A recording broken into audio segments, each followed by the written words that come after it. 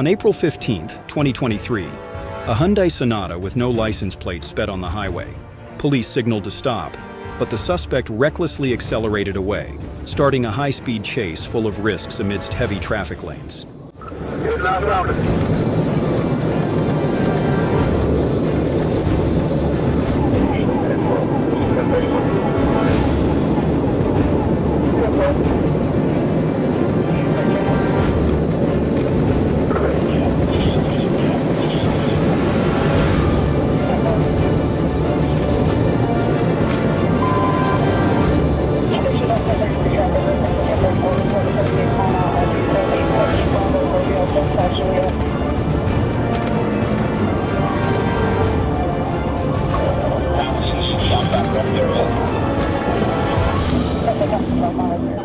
The Sonata repeatedly swerved dangerously, threatening surrounding drivers.